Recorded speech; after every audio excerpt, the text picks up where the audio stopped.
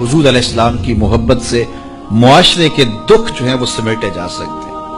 آقا کریم علیہ السلام نے محبت سے ہی معاشرت کو جو ہے وہ اپنے قریب کیا اور لوگ ایمان کی دولت سے مالا مال ہو گئے۔ وہ ایک بچہ آیا نا اپنی ماں کے لیے لباس لینے کے لیے، اور پہلے وہ گیا اپنے چچا کے پاس، اس کی ماں بیوہ تھی اور اس کا لباس پھٹ گیا تھا، اور وہ اپنے چچا کے پاس گیا تو اس نے دتکار دیا۔ ماں نے اس کو روکا تھا بیٹا نہ جانا، لیکن اس نے کہا کہ تیرے بدن کے اوپر جو لباس ہے وہ بھی پھٹ گیا اور جگہ جگہ سے جسم جھلک رہا ہے، تو میں اپنے چچا سے آپ کے لیے لباس لے کے آتا ہوں۔ پھر جو رویہ اس نے اختیار کیا تو واپس روتا ہوا آ رہا تھا، تو کسی نے راستے نے پوچھا کہ کیا ماجرا ہوا؟ اس نے کہا چچا کے پاس گیا تھا ماں کے لیے لباس لینے، اس نے تو لا کے بھیج دیا۔ اللہ اکبر۔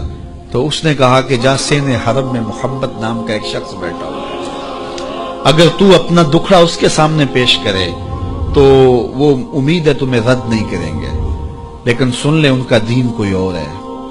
اللہ اکبر۔ اپنے ماں کے پاس آیا تو ماں کو کہا کہ چچا نے تو لا کے بھیج دیا، لیکن آپ کی حالت مجھ سے دیکھی نہیں جا رہی۔ بچہ ابھی شعور کی منزلوں میں قدم رکھ رہا تھا، پہلے بہت چھوٹا تھا، اب اس کے اندر ایک جذبات تھے بچے کے اندر۔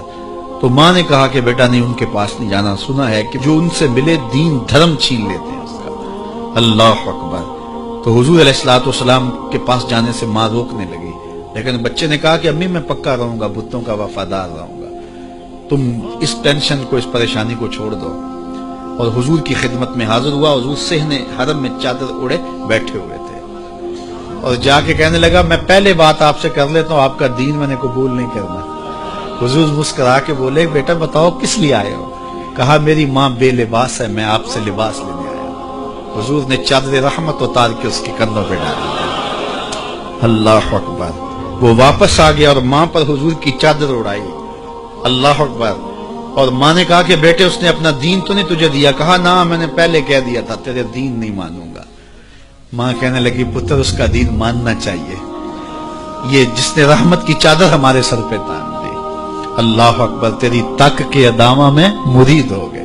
اس بوڑھی عورت کا قصہ بھی آپ نہیں بھول سکتے، جو گھر کا سامان باندھ کے اپنے دروازے پہ بیٹھی ہوئی تھی، اور اس نے سنا تھا مکے میں ایک جادوگر آیا ہے جسے ملتا ہے اس کا دین چھین لیتا ہے، کہیں ایسا نہ ہو کہ کہیں اس سے ملاقات ہو جائے اور وہ دین ہی میرا چھین لے، مجھے شہر چھوڑ دینا چاہیے۔ گھر کے تھڑے کے اوپر سامان باندھ کے بیٹھی ہے، حضور بھی گزرے، اس نے دیکھا تو کہا بھتیجے یہ سامان میرے سر پہ رکھ دے۔ حضور نے سامان اٹھایا، دیکھا تو بوجھل تھا، وزنی تھا، اور بڑھیا کو دیکھا تو کمزور تھی، تو کہا کہ بڑھیا اگر چاہو تو جہاں چاہتی ہو میں خود نہ چھوڑا۔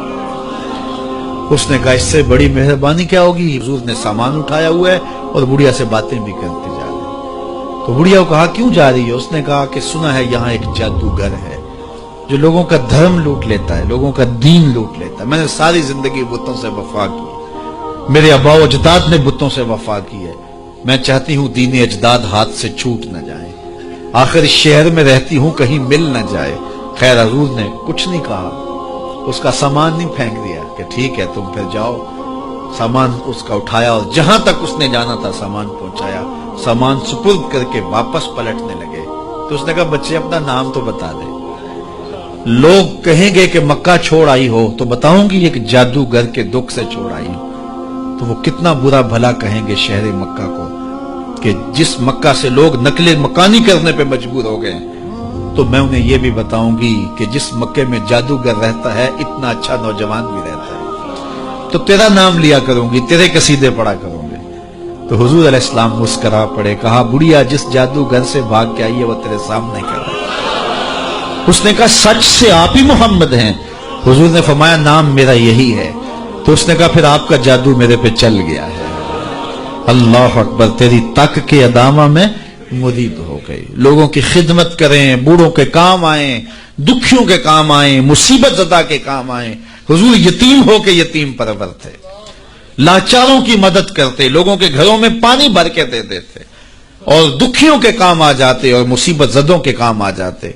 تو حضور سے پیار کرنے والوں، امت میں آپس میں حسد نہ پھیلاؤ، بغض نہ کرو، نفرتوں کے پہاڑ کھڑے نہ کرو، ایک دوسرے سے پیار کرو، جڑو، امت وحدہ بنے، اور اپنے ماحول کو، اپنی معاشرت کو ایک خوبصورت معاشرت کا رنگ دو، اور اپنی زندگی کو حضور کے نام کر دو۔